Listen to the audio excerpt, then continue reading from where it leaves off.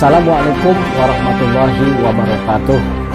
Ilahi anta maksudi warido kamat lubi a'tini mahabbataka wa ma'rifataka. Sebagai seorang muslim, kita tentu memiliki keimanan atau bisa disebut juga dengan keyakinan.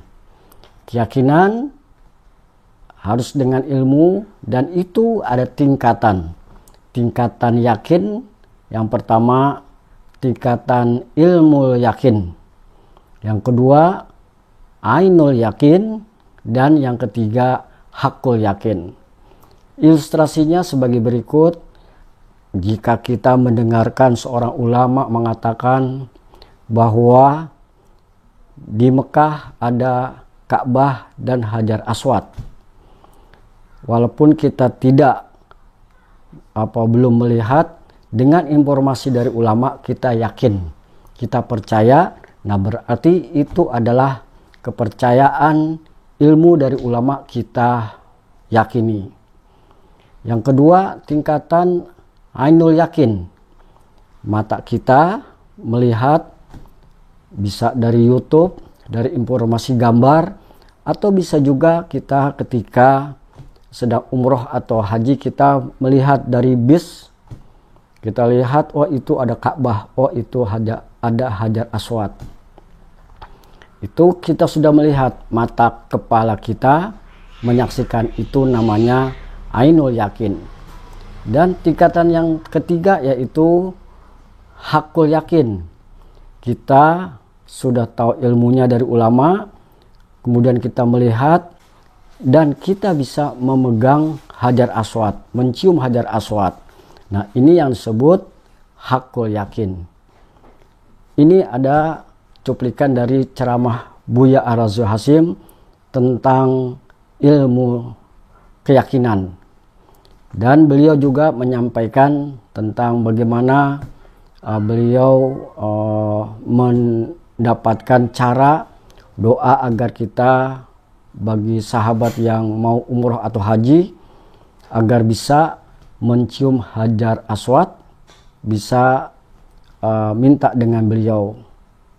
Mari kita saksikan. Anna man syahada al-akhirata biqalbihi musyahadata yaqinin asbaha bil darurati muridan harth al-akhirah mushtaqan ilaiha salikan subulaha.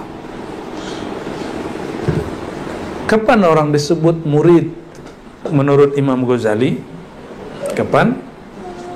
Man syahadal akhirah, yang kalbunya menyaksikan akhirat.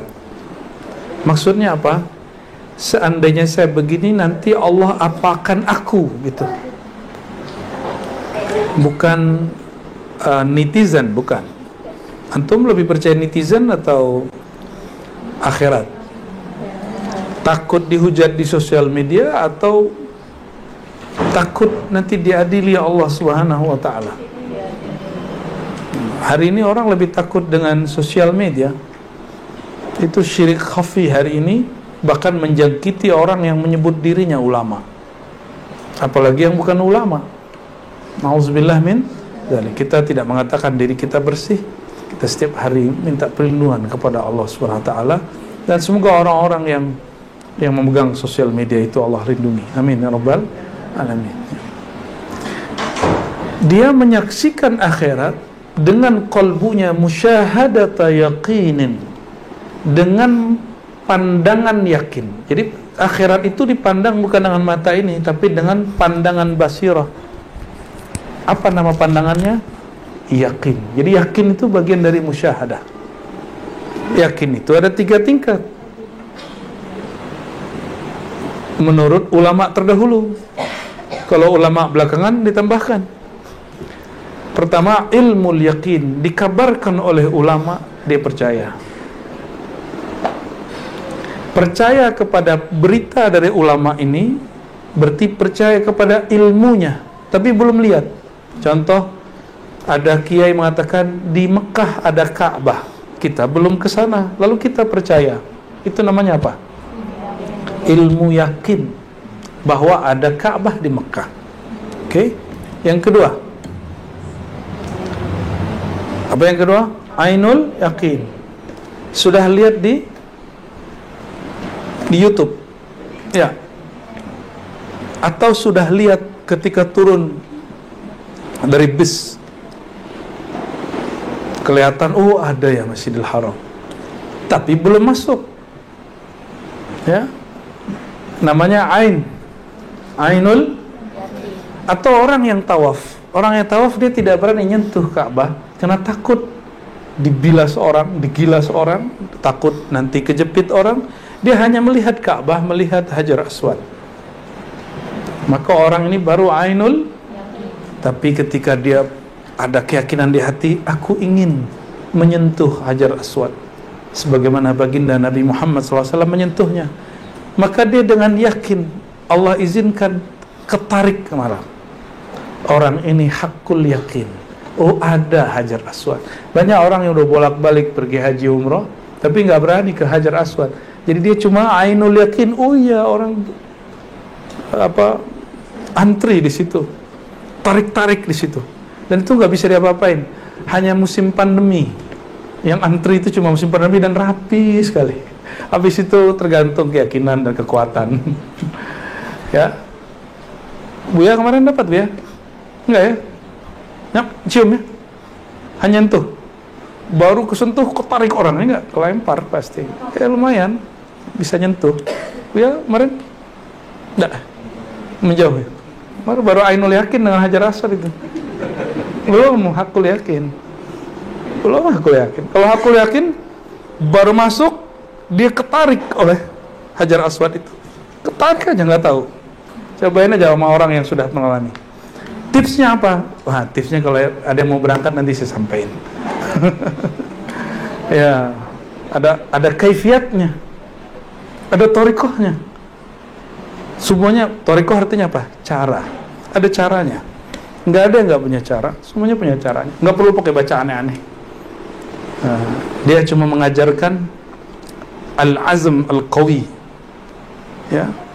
Fa idza azamta fatawakkal 'ala Allah. Kalau kamu berazam, maka berserah diri kepada Allah. Itu rukunnya cuma 2. Nah, bagaimana prakteknya nanti yang mau berangkat kita kasih tahu ya. Insya Bu Sri mau berangkat? Bu Sri juga nih. Bu Sri ini juga mau berangkat? Oh belum. Apa sudah pernah berangkat? Alhamdulillah. Sekarang orang pergi haji umroh ya kayak pergi ke Thailand aja ya. Mudah sekali.